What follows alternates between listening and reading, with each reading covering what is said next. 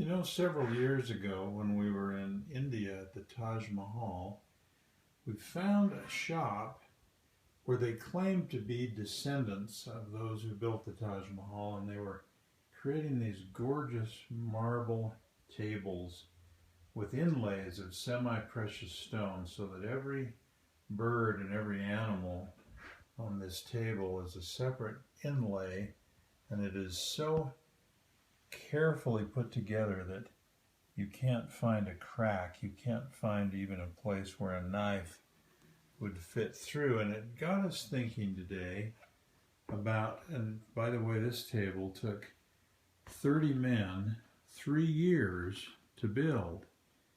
And you say to yourself, wow, the care and the time that went into that to create something that beautiful. And it made us think of a metaphor. But before we get to the metaphor, we have to say that the title of this little vignette is, How Do You Measure Your Marriage? How do you measure your marriage? Whoa, What do you think, Linda? Do you think you measure your marriage by, I don't know, how few disagreements you have? That'd be a pretty good measurement, wouldn't it? Oh, we'd be dead if that was our measurement. We'd be gone a long time ago. Well, but wait, maybe you measure it by how many you had, so we'd score pretty high. Yeah, we'd be really high. You've probably never met anybody that has had more arguments than we have because we do everything differently. We approach life differently. We take care of things differently. Let's see. Richard is a perpetual optimist, and I am a realist. And that I thought you were going to say, and I am a pessimist. No, I'm just a realist, not a pessimist. Well, you know, I mean, it is amazing how many people think their marriage can be measured by how often they're the same, how many things they do the same, how many things they say the same, whether they think the same about things. And it really isn't true. I mean, where would the synergy be? Wouldn't it be boring if you, oh, perish the thought, what if you were more like me? Oh my gosh. Oh, that'd be a disaster. Really, you know, it is true though that some people get along better than others, and some people say they've never had an argument. I just think that would be the definition of a boring marriage. Well, maybe they spend their time and effort on doing something else besides arguing. Listen, I had a little spontaneous conversation not long ago with a British guy on an airplane, and it came out in our conversation that he was a marriage counselor.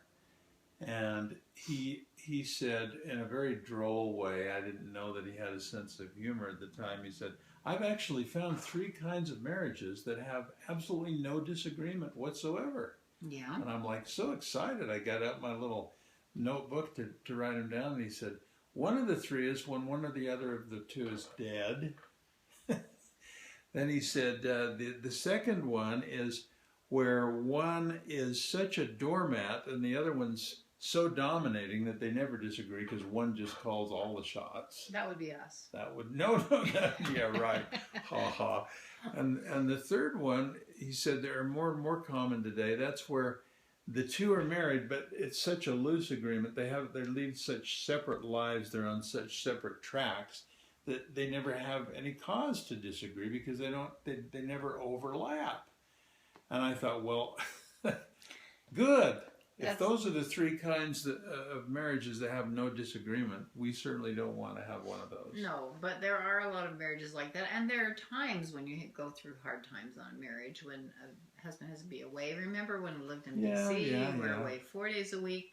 I just got all the kids organized, got everything organized, and you come home and unorganize everything because the fun guy was here.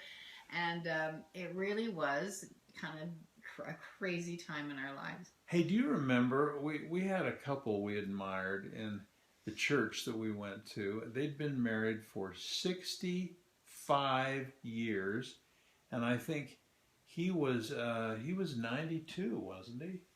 Oh man, we love those people so much. And but remember what he told us? And one day in a Sunday school class, somebody asked him how it was that he lived so long, because he was 92. And He was so cute. He said, you know, when my wife and I got married, we decided we would never fight or argue within the walls of our own home. We thought he'd missed the question. Yeah. Well, so how is it you live so long? And he said, well, that's why we've lived so long, because we've spent so much time in the out of doors. And we thought that was very cute, because of all people who would think would never disagree with each other, it was this couple. And it turned out that they actually did. I don't know if this is marriage advice that would work or not, but they actually, whenever they were having a disagreement, they didn't want to have it in the walls of their home, so they went outside. And I guess if it was wintertime, they resolved it pretty quickly. I think they probably did. I would, that's for sure. I don't like being cold at all. Honey, I think you're making people dizzy because you're going back and forth. Oh, well, you know, I can't help myself. But let's get to this metaphor. Look at that table that's sitting in between us. And I mentioned the, you know, how long it took to make it and so on. And I think that's the bottom line of how you measure your marriage, is how hard you're working at it, how much it means to you, how much time and effort you're willing to devote to that marriage. And then, you know, just like the different gemstones in this table complement each other, they're all so different. They're different colors, they're different shades, they're different textures, and yet they all become polished together over time. And the differences are what makes the table so beautiful. And I really think, Linda, that the differences in a marriage are what creates the synergy. You wouldn't want to have all the same skills. You'd want to work toward creating things that worked out of your differences, not to change those differences. Yeah, absolutely. Now, if this was my table in my den, I would have all this mess cleaned out. See, I would have it organized. Honey, I cleaned off part of it. I shoved it all over there to one end so that it wouldn't bother us too much. But it's still really messy. You have to admit it. And you know, I would just not do that. But what I decided is just I'm gonna not mention that anymore. Just forget it. And so I mentioned it again. But you worked it into the video.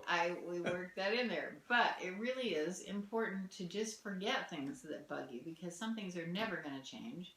Just live with it. Get past it. Get so you can actually enjoy it. Like, oh, that's just Richard. That's why I love him.